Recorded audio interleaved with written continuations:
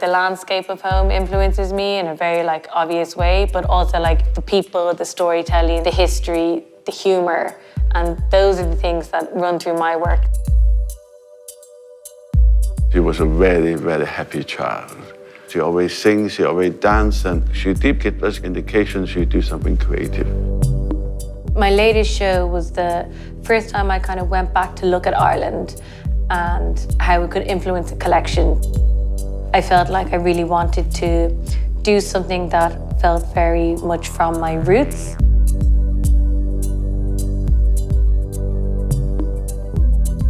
I grew up in Dublin, but my father is from Hong Kong, and I moved to London 12 years ago. I've managed to make 3 cities home because it's the people that are in each of those cities and they kind of make it home for me.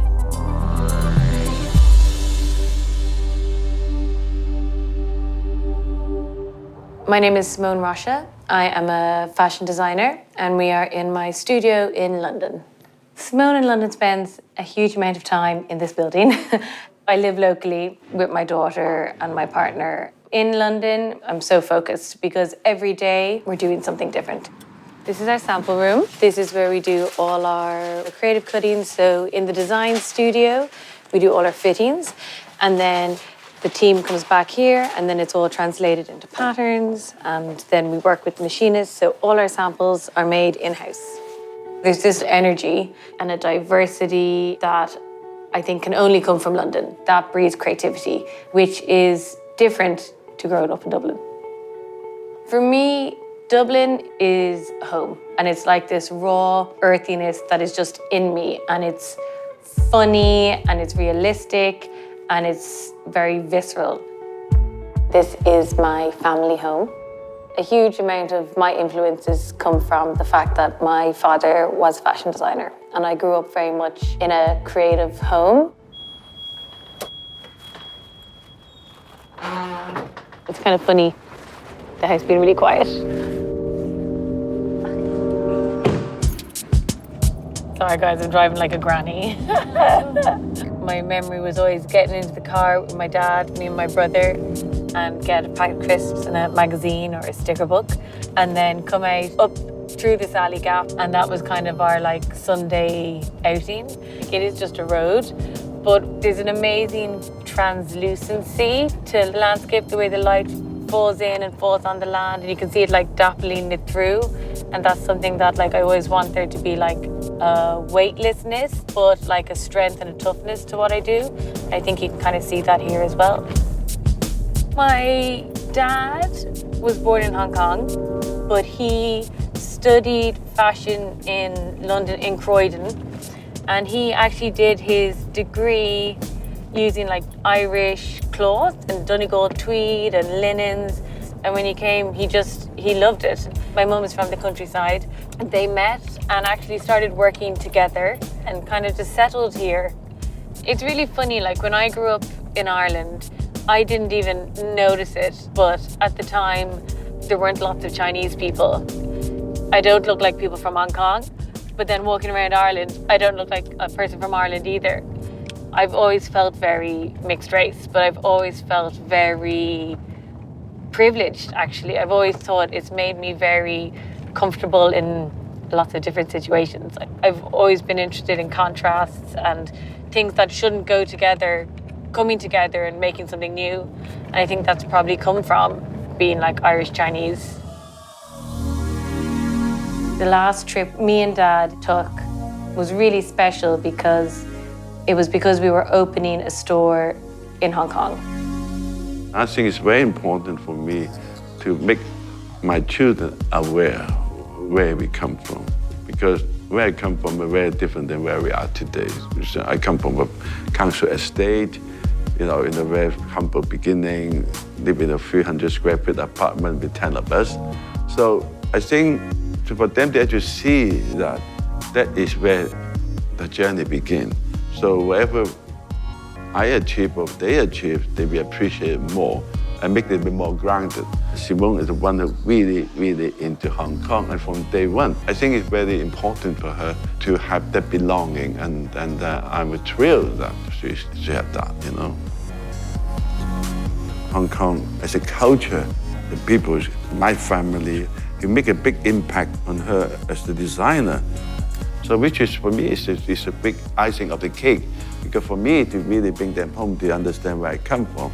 But by doing that, they actually give me something back to my family, which is great.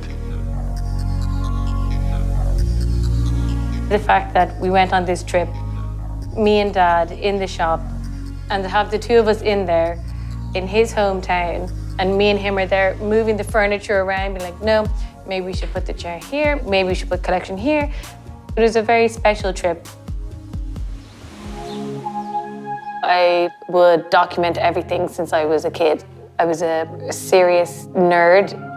I started going to Dad's shows as much as I could and just was like a sponge. Dad would take all the Polaroids himself and then do all the lineups. So this was a fitting with Elena, who's like this amazing model who I actually asked to come back and was in my show this season.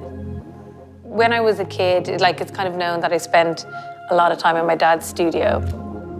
All his atelier was downstairs, and then this was his room, which was the collection room, where he did all his designing.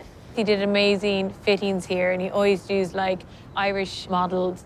Yeah, it was something that I really loved being a part of and was there as much as possible rather than being in school. I didn't want to be a designer. I was like, no, it's gonna be such a cliche. It's not what I want to do.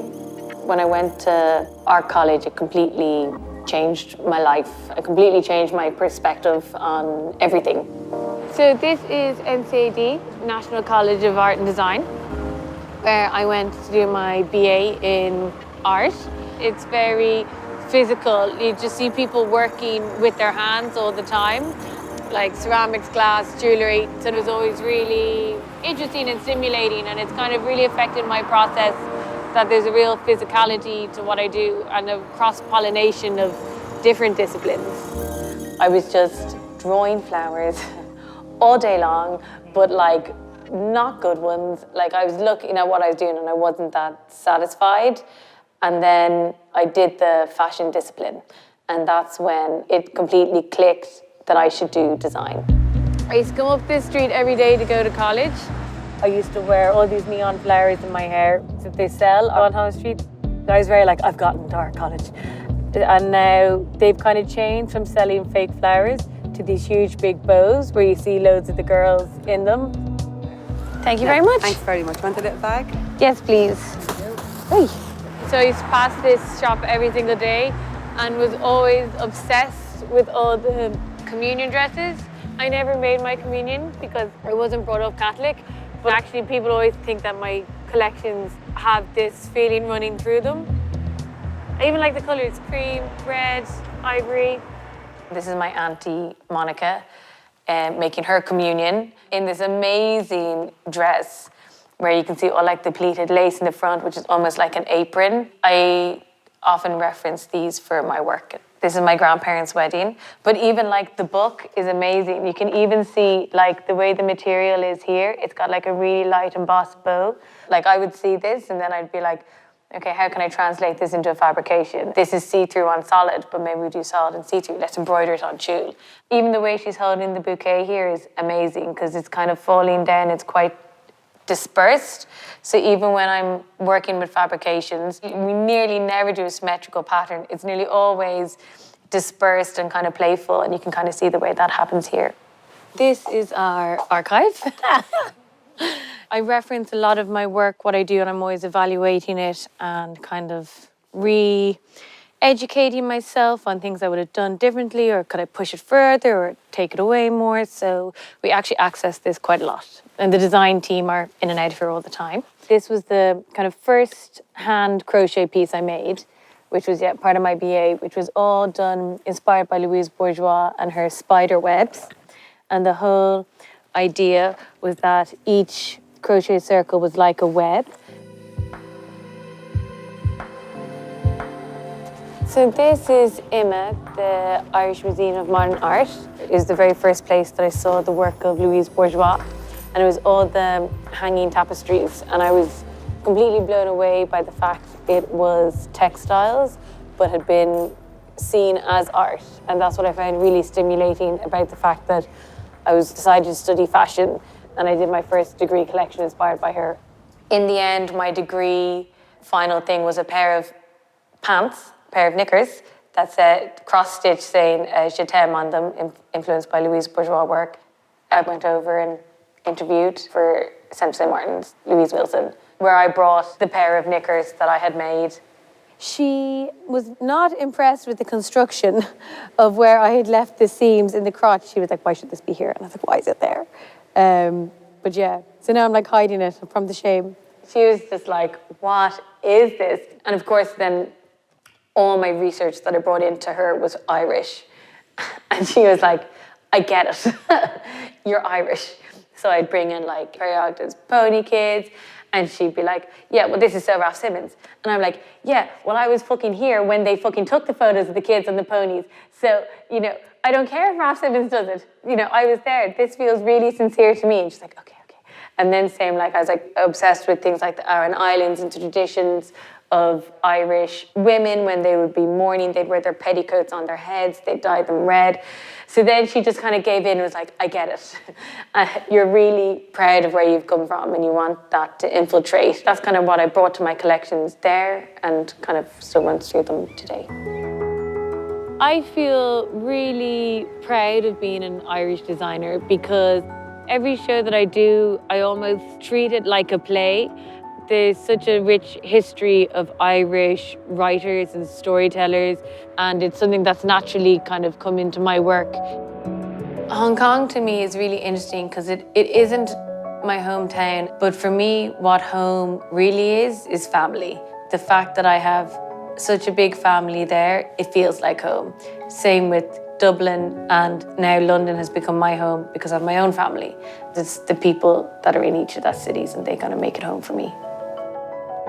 I'm extremely proud of her because I think that certainly she achieved more today than I achieved in my whole career. She can manage to have her language to able to communicate around the whole world. That is something quite difficult to do. Ireland to me is the people, the storytelling, the reality, the history, the humour, and those are the things that create what I do today.